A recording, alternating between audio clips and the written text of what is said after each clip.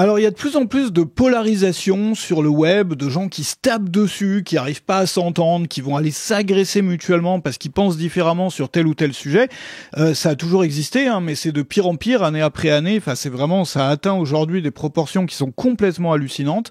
C'est encouragé, c'est favorisé par les algorithmes de certaines plateformes parce que ça participe, ou en tout cas, ça favorise l'engagement. L'engagement, c'est le fait de laisser des commentaires, de mettre des likes et tout. Et donc, ça fait rester les gens plus longtemps sur les réseaux sociaux. Ça favorise aussi les créateurs, c'est-à-dire que les créateurs et les influenceurs ont tout avantage à créer des contenus polarisants parce qu'ils savent que plus leur contenu est polarisant, plus les gens vont les regarder, plus les gens vont les commenter, plus les gens vont réagir et donc plus ces vidéos-là ou ces contenus-là seront vus. Et c'est un cercle vicieux finalement qui n'atteint pas, qui dépasse largement le web puisque ça atteint aussi parfois nos familles. Je sais pas si toi dans ta famille, moi dans ma famille, c'est arrivé. Oui, il y a eu des grosses histoires comme ça où des membres de la famille qui s'entendaient bien, avec qui on n'avait pas, il y avait pas trop de problèmes entre eux, se sont mis à complètement arrêter de se parler, voire à s'insulter, etc. pour des histoires de choses qu'ils ont vues sur le web en fait et qu'ils ont, d'opinions politiques, d'opinions sur le monde, de ceci c'est pas normal, de ceci c'est normal. Et il y avait eu des désaccords par le passé, c'est-à-dire c'était des gens qui pensaient pas de la même manière, certains étaient de droite, d'autres de gauche, certains étaient de telle religion, de telle autre ou sans religion, certains avaient tel avis sur tel sujet, mais on arrivait à manger ensemble, à s'entendre, à être mais depuis un certain temps, c'est devenu de plus en plus difficile et je sais que dans beaucoup de familles, c'est comme ça. Ça a même détruit des couples, il y a des couples récemment, depuis la période Covid, il y a eu plusieurs sujets comme ça qui ont été très qui ont amené énormément de divisions entre les gens et il y a des couples des familles qui ont été détruites vraiment par ça. Alors aujourd'hui, on va parler de ça. Le problème, c'est quoi? C'est que moi, je vais donner mon opinion personnelle là-dessus. Alors justement, j'ai pas envie de mettre de l'huile sur le feu. C'est pas une opinion tu vas le voir. Bon, c'est pas une opinion dans le sens c'est eux les méchants, c'est moi le gentil, ou c'est toi le méchant, ou c'est toi le gentil, c'est eux les méchants. Mais au contraire, quelque chose. Je pense qu'aujourd'hui, on a besoin de transcender cette vision-là, tu vois. C'est-à-dire la vision où il y a eux et il y a nous, il y a les méchants et il y a les gentils sur tous les sujets possibles et imaginables, parce que c'est plus vivable. C'est-à-dire que même si tu es d'accord avec quelqu'un sur tel sujet, vous partagez exactement les mêmes opinions, il y aura forcément des choses sur lesquelles tu seras pas d'accord avec lui ou avec elle. Et donc, du coup, tu vas te disputer. Je veux dire, il y a un moment où on peut plus vivre comme ça. Donc, le problème, c'est quoi? C'est que, souvent, on ressent que notre camp, entre guillemets, ou le camp d'en face, que ça soit un camp politique, que ça soit le camp des gens comme nous, tu vois, on fait tous partie de plus ou moins d'un groupe ou d'un autre. Par exemple, moi, je suis créateur sur le web, je suis quelqu'un qui habite ici, on fait partie comme ça, on a plusieurs identités ou sous-identités. Les gens qui ont notre identité ou les gens qui sont dans notre cas particulier, on a envie de les défendre parce que ils subissent une injustice. On a ce sentiment de subir une injustice qui va être souvent radicalisé parce que souvent on en subit beaucoup des injustices. Je dis pas qu'il faut en subir, au contraire, c'est bien de faire quelque chose ou de dire quelque chose quand on en subit une ou quand quelqu'un en subit une, mais on nous montre ça sur le web comme étant tellement, c'est-à-dire que c'est ampoulé, c'est mis d'une façon qui est tellement dramatique que ça devient une question de vie ou de mort, de tout de suite bref. Donc, mais il y a une vraie injustice la plupart du temps et c'est ça qu'il faut comprendre et c'est ça qui est super important. C'est que quel que soit le camp, que ça soit notre camp ou le camp de l'adversaire, il y a soit une injustice, soit un sentiment d'injustice. Regarde par exemple les gens qui prennent un sujet sur lequel tu es le plus engagé toi personnellement. Un sujet sur lequel quand tu vois une opinion contraire à la tienne, ça a tendance à t'énerver un peu ou même beaucoup, ou tu as envie de crier un peu sur les toits, etc. Dans ton camp, je suis certain qu'il y a un sentiment d'injustice. C'est-à-dire que c'est basé sur le fait que, les gens qui font partie de ton camp, toi et les autres personnes qui partagent cette opinion, ont l'impression que, c'est pas juste, en fait. Et il y a rien de pire, finalement, émotionnellement. Si, il y a peut-être des choses pires, mais c'est parmi les pires, parmi les 5 pires, on va dire. Les choses les pires auxquelles on peut faire face qui peuvent nous arriver, c'est, pour nos émotions, c'est le fait de faire face à une injustice, de subir une injustice. Et cette injustice-là, forcément, on veut la réparer, on veut se faire justice, et parfois on veut se venger. Le problème, c'est que dans le camp d'en face, c'est souvent la même chose. Même si nous, on n'est pas capable de voir le sentiment d'injustice ou de vraiment le comprendre, parce que forcément on est dans le camp d'en face, si tu explores, si tu prends un petit peu de recul, tu vas voir, si tu prends par exemple un sujet sur lequel toi t'es pas engagé personnellement, tu vas voir que dans le camp d'en face, dans le camp des gens qui défendent l'idée opposée, bah, il y a ce même sentiment. Alors peut-être que nous, on peut penser que cette injustice, elle est fausse, elle n'est pas justifiée, elle n'est pas dans les faits. Mais souvent, enfin même quasiment tout le temps, les gens vont ressentir cette injustice-là et vont à leur tour vouloir la réparer, vouloir faire justice, vouloir se venger, donc contre nous. Et donc, c'est un cycle, c'est-à-dire que ça nourrit un cycle qui est le cycle de la violence, c'est-à-dire que ça rend l'environnement encore de plus en plus toxique pour nous et de plus en plus toxique pour les autres. C'est comme si tu te disputes avec ton voisin et que ton voisin, il commence à t'envoyer des cailloux au-dessus du grillage, tu vois, ou à balancer ses poubelles chez toi dans ton jardin. Toi, qu'est-ce que tu fais? Tu vas faire la même chose. Donc, tu lui balances des trucs, des cailloux, des poubelles, des vieilles boîtes de conserve et tout. Et au bout d'un moment, bah, l'autre, il reçoit ces trucs en retour, donc il en rajoute. Il va envoyer plus, il va envoyer la poubelle entière la prochaine fois. Donc toi, tu vois ça, t'envoies la poubelle entière aussi, puis tu rajoutes des bouts de bois, il est nul, hein, mon exemple, mais tu vois, et tu vas rajouter des trucs. Et après, lui, il va rajouter des trucs. Ça, c'est le cycle de la violence, c'est ce qui se passe dans les guerres, dans les trucs, c'est que, bah, si tu réagis, à tout par la violence, le problème, c'est que le cycle d'après, l'autre, il voulait envoyer plus, t'envoyer plus de machin sur la tête. Toi, tu vas en retour lui en envoyer plus, lui encore plus, et donc ça devient monumental au bout d'un moment. Et donc, on peut pas résoudre ça comme ça. Alors, on va voir dans cette vidéo, moi, mon idée là-dessus, sur la façon dont on peut résoudre ce problème-là. Juste avant de continuer, si ça t'intéresse, parce que j'ai écrit 10 manuels, 10 guides pratiques au fil des derniers mois, et ces manuels, donc c'est pour les créateurs du web. Il y a un manuel sur l'écriture, sur l'efficacité, sur la recherche d'idées, sur la création heureuse pour retrouver le bonheur au travail quand on est créateur, sur tout plein de sujets, c'est dans la description. En ce moment, il y a une offre particulière, il y a une offre avantageuse jusqu'à mardi soir. Donc si tu arrives sur la vidéo à temps, n'hésite pas à aller voir, tu peux compléter ta collection si tu avais déjà certains manuels. Donc les manuels sont à 29 €, l'exemplaire au lieu de 39 € jusqu'à mardi soir. Donc n'hésite pas, c'est la petite parenthèse, n'hésite pas à regarder. Je reviens à la polarisation. Alors, le premier problème, c'est le fameux cycle. C'est-à-dire que à chaque fois qu'on rentre dans ce cycle-là, moi je peux en parler en connaissance de cause parce que j'étais à fond là-dedans et j'étais vraiment pris dans ces cycles d'agressivité-là pendant pas mal d'années de ma vie, et jusqu'à ce que je me rende compte comment ça fonctionne. Et quand on se met à déconstruire ça, quand on comprend comment ça fonctionne, on se dit j'ai plus envie de participer à ça finalement. Ou quand je vais envoyer des trucs chez le voisin, l'autre va m'envoyer encore plus gros, puis je vais envoyer plus gros, puis je vais envoyer plus gros, et c'est un cycle qui mène qu'à la destruction des deux parties finalement, qui peut faire que du mal aux deux camps, qui n'amène jamais finalement la justice, qui n'amène jamais, même si ça part d'un sentiment d'injustice, ça amènera pas la justice. La deuxième chose, c'est il faut choisir finalement entre avoir raison sur quelqu'un, c'est-à-dire le pousser à avoir la même idée que nous, ou le convaincre d'avoir la même idée que nous, ou débattre jusqu'à... Alors le débat, c'est jamais la meilleure façon de convaincre quelqu'un, hein. Ça convainc jamais personne, les débats. C'est vraiment la moins bonne façon d'aborder le problème. Au contraire, c'est la compréhension. Mais quand on veut avoir raison sur quelqu'un, est-ce que c'est ça qui va nous permettre de vivre est-ce que c'est la meilleure méthode ou le meilleur moyen à employer si le but c'est vraiment de vivre dans un environnement qui soit agréable et apaisé? Au contraire, un environnement agréable et apaisé, c'est peut-être un environnement dans lequel les deux camps se comprennent. Même si on n'est pas d'accord, on peut se comprendre. Enfin, on a tous des gens qu'on aime beaucoup et qu'on comprend entièrement, et on comprend pourquoi ils ont fait ces choix-là. Par exemple, regarde, les opinions politiques, elles sont liées, c'est pas seulement rationnel, hein. Les opinions politiques, c'est lié, regarde, c'est les gens qui font partie de tel milieu social, ou qui sont entre tant ou tant de revenus, ou qui ont eu telle période de leur vécu pendant lesquelles ils ont souffert de ceci ou de cela, vont davantage voter plus à gauche, plus à droite, plus pour ceci, plus pour cela. De la même façon, la religion, c'est pareil, hein. La plupart des gens dans le monde choisissent leur religion non pas parce que c'est celle qui fait le plus de sens pour eux après une analyse rationnelle, mais tout simplement parce que c'est la religion soit de leurs parents, ils ont grandi avec, soit de leur culture. Donc, si tu veux, il y a des raisons qu'on peut pas juger sur le plan du débat ou en mode débat, si tu veux, parce que c'est des raisons qui sont ancrées dans le vécu de quelqu'un, qui sont ancrées dans la psychologie aussi de quelqu'un, qui sont ancrées dans plein de choses. Donc en fait, pour s'entendre et pour vivre dans un environnement apaisé, il y a un moment où on a besoin au moins de comprendre la personne en face. Ça veut pas dire qu'on est d'accord avec elle, mais on comprend d'où elle vient. On comprend, souvent d'ailleurs, c'est un bon exercice ça. On peut se mettre à la place de la personne. Alors ça peut être très dur à faire quand c'est un sujet sur lequel on est vraiment chaud, tu sais, les sujets sur lesquels on est remonté.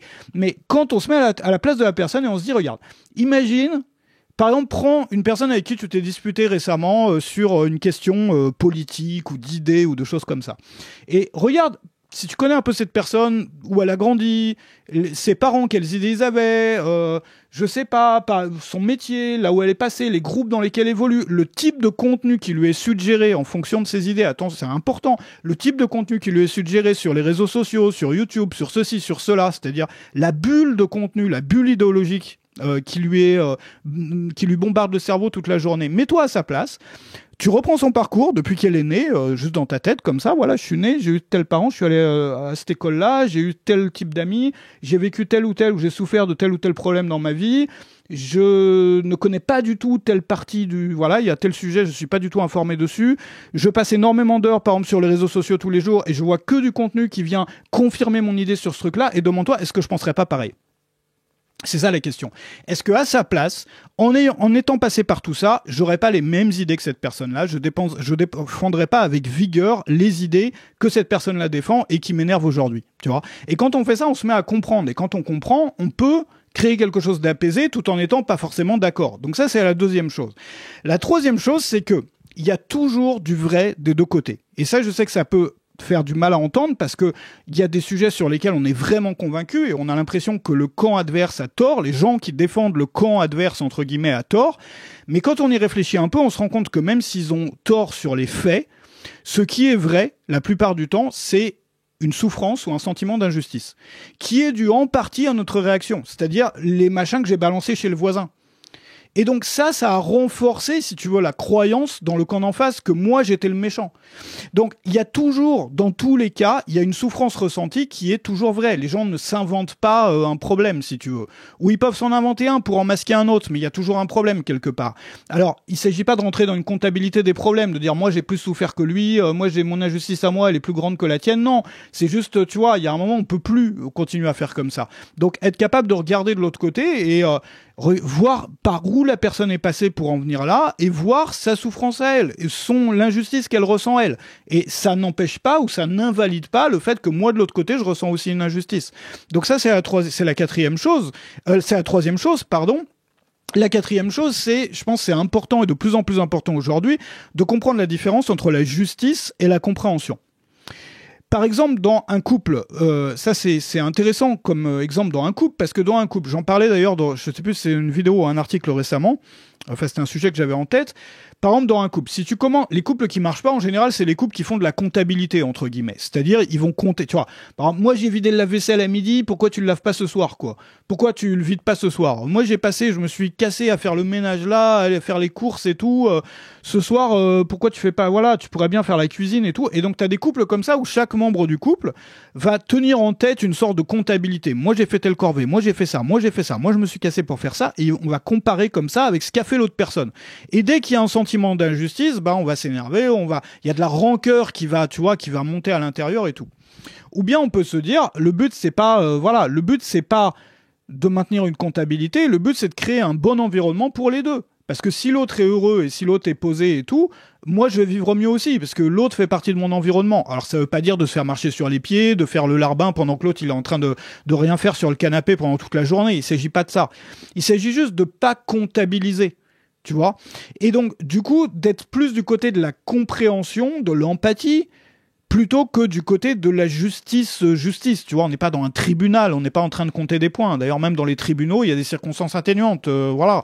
De la même façon, si tu as des enfants, enfin ça, on le comprend très bien quand il s'agit des enfants. Imaginons que tu as 3 enfants, ou que t'as 3 enfants. Bon, par exemple, il y a une règle qui est que tous les jours, les enfants se lèvent à telle heure. Bon, aujourd'hui, t'as l'un des enfants qui est fatigué parce qu'il était malade, parce que machin, parce qu'il a eu un gros problème, il a beaucoup pleuré et tout. Bon, voilà, c'est pas un drame s'il dort 1 heure de plus. C'est de la compréhension, tu vois.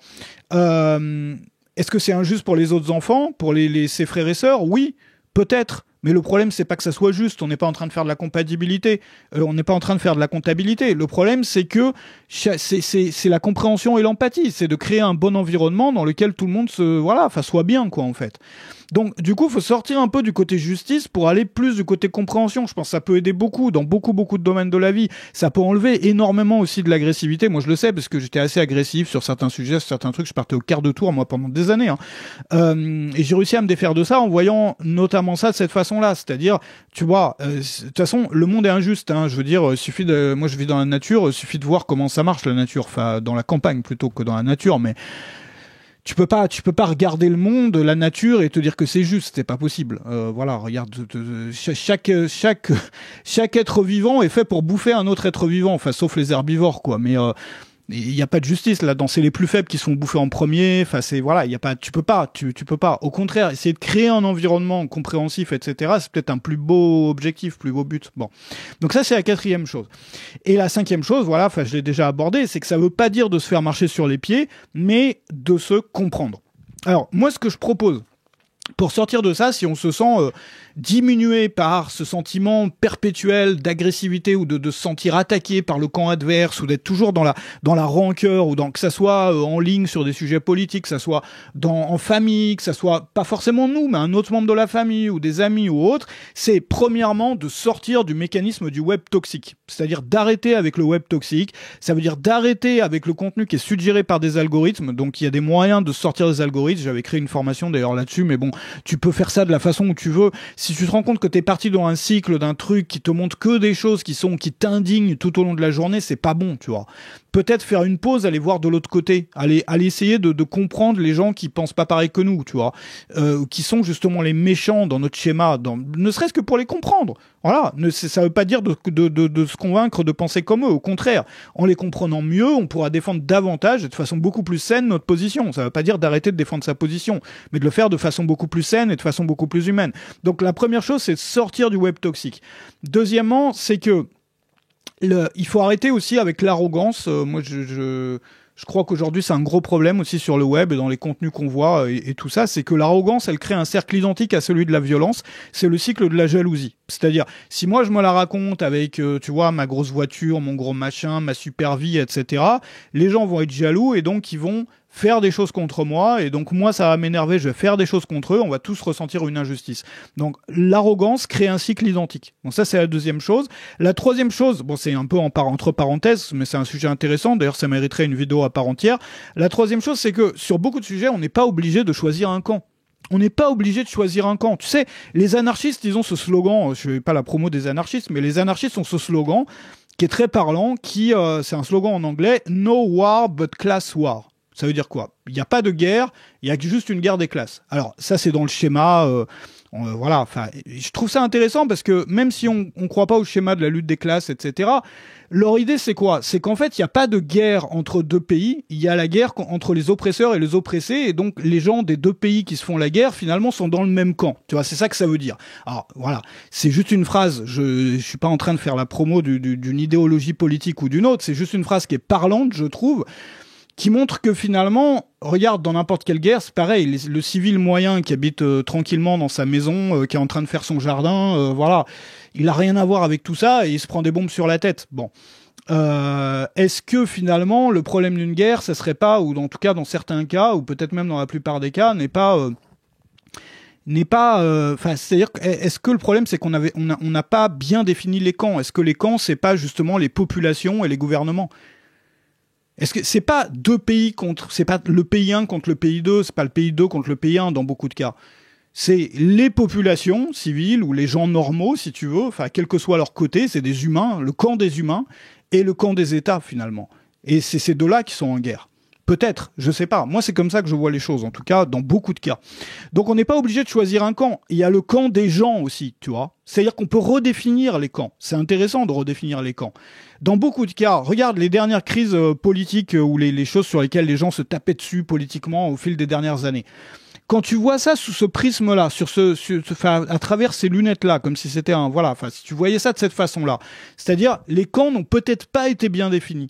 comment est-ce que je pourrais redéfinir les camps? Comment est-ce que je pourrais voir que finalement, la vision qu'on m'a donnée des deux camps, du gentil et du méchant, c'est pas forcément les bons. Et que est-ce qu'on peut pas redéfinir ça? Par exemple, verticalement au lieu d'horizontalement, horizontalement au lieu de verticalement. Par exemple, le camp des gens par rapport au camp, enfin, contre le camp des idéologies. Ou le camp des gens, des vrais gens, des humains, par rapport au camp des États, par exemple. Tu vois? Et ça, on peut l'appliquer à plein de choses. Et ça nous montre qu'on n'est pas obligé de choisir un camp, ou bien on peut redéfinir la façon dont on choisit un camp, c'est-à-dire choisir le camp des humains, choisir le camp des gens normaux, choisir le camp des gens qui souffrent, choisir le camp des gens qui vivent des injustices, d'un côté comme de l'autre, finalement, de cette barrière artificielle. Bon, donc... Troisièmement, on n'est pas obligé de choisir un camp. Et puis aussi, il y a plein de sujets sur lesquels on n'est pas obligé d'avoir un avis. Je veux dire, aujourd'hui sur le web, on nous pousse à avoir un avis sur absolument tout, y compris des sujets qu'on connaît absolument pas, des sujets sur lesquels il faudrait étudier pendant je sais pas combien d'années pour comprendre. Voilà, on peut dire, on a le droit de dire, ce sujet-là, moi je suis désolé, je compatis s'il y a des gens qui sont en train de mourir ou de souffrir. Et bien évidemment, je compatis, je suis pas qualifié pour avoir une opinion là-dessus. Je trouve ça triste qu'il y ait des gens qui meurent ou qu'il y ait des gens qui souffrent. Mais je sais pas, je connais pas assez le sujet, ou en tout cas, voilà, moi c'est très loin de mes préoccupations personnelles, et donc du coup, sur ce sujet-là, j'ai pas d'avis. La quatrième chose, c'est d'accepter qu'on doit parfois changer, même si c'est pas un dû. Ça veut dire quoi? Ça veut dire que l'objectif, c'est pas d'avoir raison, encore une fois, c'est pas d'avoir raison sur quelqu'un ou de convaincre quelqu'un de penser comme nous, c'est de vivre dans un bon environnement, qu'on soit heureux, que les autres soient heureux, que ça se passe bien, tu vois, que ça se passe bien. Et pour que ça se passe bien, parfois, on doit faire des efforts, même si c'est pas, tu vois, avec notre petite comptabilité personnelle, ce serait plutôt à l'autre à faire des efforts. On se dit, voilà, moi, pourquoi je ferais un effort? Parce que, voilà, enfin, j'ai vécu telle injustice, c'est le truc, je vais pas faire d'efforts. C'est à l'autre de faire des efforts. Donc, je vais rien faire jusqu'à ce qu'il fasse un effort. Alors que parfois, juste un petit effort de notre part, même si sur la balance comptable des efforts de l'un et des efforts de l'autre, c'est pas, voilà, c'est pas ajusté. Bah, juste de faire un effort en plus, voilà, on fait juste un effort, ça nous permet à nous, comme à l'autre, mais voilà, à nous aussi, de vivre dans un meilleur environnement, d'être plus heureux, etc. Donc ça donnera un meilleur environnement. Et puis cinquièmement, quand il y a un événement tragique qui se passe dans l'actualité ou qu'on voit sur les réseaux sociaux, un événement tragique qui se passe dans le monde, sur lequel tout le monde est pressé de choisir un camp, bah, on peut d'abord commencer par essayer de comprendre non seulement la situation, mais la souffrance des deux côtés. C'est-à-dire, quel est le sentiment d'injustice, quelle est l'injustice vécue ou ressentie par les deux camps, les deux côtés opposés de ce conflit ou de ce problème-là. Donc comprendre la souffrance des deux côtés et se mettre dans la peau des gens avant de choisir un camp. Si on choisit un camp, parce qu'encore une fois, on n'est pas obligé. Donc c'était une vidéo un peu pour réfléchir à ça, parce que c'est... Enfin, pour peut-être donner des pistes de réflexion autour de ça, parce que c'est un problème auquel on est de plus en plus confronté, et on sera de plus en plus confronté au fil des années à venir, parce que ça devient de pire en pire, la façon dont on nous pousse à prendre à choisir un avis, puis cet avis doit être absolument extrême et poussé au fond du choix, très émotionnel et tout, très dégagé des faits, très dégagé aussi de la souffrance des personnes d'un côté comme de l'autre. D'ailleurs, d'un côté comme de l'autre, les côtés sont souvent très très mal définis. On nous impose finalement une vision des deux côtés qui est pas forcément bonne. Bon, donc... n'hésite pas à me dire ce que tu penses de tout ça. Et puis, je te rappelle, si ça t'intéresse, si tu avais suivi quelques-uns de mes manuels, tu peux compléter ta collection en ce moment, parce que jusqu'à mardi, tu as tous les manuels à 29 €. Enfin, chaque manuel est à 29 € au lieu de 39 €. C'est dans la description. Il y a une offre particulière en ce moment sur les manuels, sur les 10 manuels que j'ai créés au fil des mois derniers, des mois passés. Donc, n'hésite pas à aller voir. Donc, c'est davantage pour les créateurs du web. Et nous, on continue avec un article demain. Un article demain pour les inscrits à la newsletter, et puis vidéo après-demain, etc., etc. L'aventure continue. Merci à toi d'avoir été là avec moi pendant cette vidéo. Salut chez toi.